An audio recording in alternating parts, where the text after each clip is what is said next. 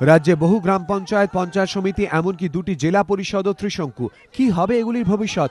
কোনো নতুন সমীকরণ কি উঠে আসবে? তৃণমূলকে আটকাতে কোথাও কি বোর্ড গঠনে কংগ্রেসের সঙ্গে হাত মেলাবে সিপিএম, নাকি নিচুতলায় কাছাকাছি আসবে কংগ্রেস তৃণমূল? এই নিয়ে রাজনৈতিক মহলে জল্পনা তুঙ্গে।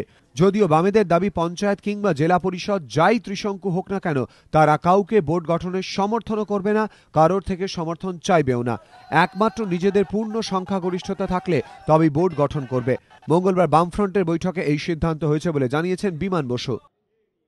আমরা কারোর সমর্থন আমরা চাইছি না। সেখানে আমরা যদি ফরমেশন করার জায়গায় থাকি, আমরা ফরমেশন করব। মালদা উত্তর দিনাজপুরে কি মালদা উত্তর দিনাজপুরে মানুষ যা রায় দিয়েছে সেই রায়ের অনুযায়ী হবে। মানুষ তো রায় দিয়ে দিয়েছেন, আপনারা কংগ্রেসের সঙ্গে যাবেন?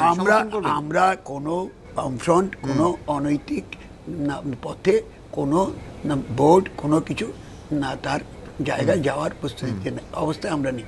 আমরা কোনো অ্যালায়েন্সই নেই। তবে নীতিগতভাবে বামফ্রন্ট এই সিদ্ধান্ত নিলেও রাজনৈতিক মহলে খবর, সিপিএম এর নিচুতলার একাংশ কিন্তু তৃণমূলকে ক্ষমতা থেকে দূরে রাখতে প্রয়োজনে কংগ্রেসের সঙ্গেও হাত মেলানোর পক্ষপাতী।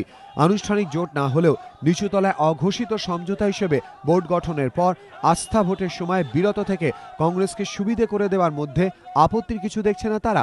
এদিকে বামেরা যখন ত্রিশঙ্কু পরিস্থিতি নিয়ে অবস্থান স্পষ্ট করতে ব্যস্ত, তখন পঞ্চায়েতে জয়ের পর সাধারণ মানুষকে ধন্যবাদ জানিয়েছেন মমতা বন্দ্যোপাধ্যায়। ফেসবুকে তিনি লিখেছেন, কংগ্রেস, সিপিএম ও বিজেপি সবাই একজোট হয়ে কাজ করেছে, কিন্তু ভোটের ফলই প্রমাণ করেছে মা মাটি মানুষের রায় আমাদের পক্ষেই। সেটাই মানুষের বিশ্বাস ও আস্থার অগ্নিপরীক্ষায় আমাদের পাশ করতে সাহায্য করেছে।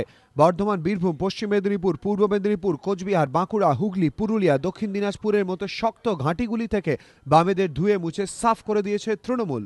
17টি জেলা পরিষদের মধ্যে তৃণমূল কংগ্রেস একাই 13টি দখল করেছে। দুটি জেলা পরিষদ ত্রিশঙ্কু, সেখানে আমরাই সুবিধাজনক অবস্থায়। একটি করে জেলা পরিষদ বাম ও কংগ্রেস দখল করেছে। বিতনু চট্টোপাধ্যায়, এবিপি আনন্দ, কলকাতা।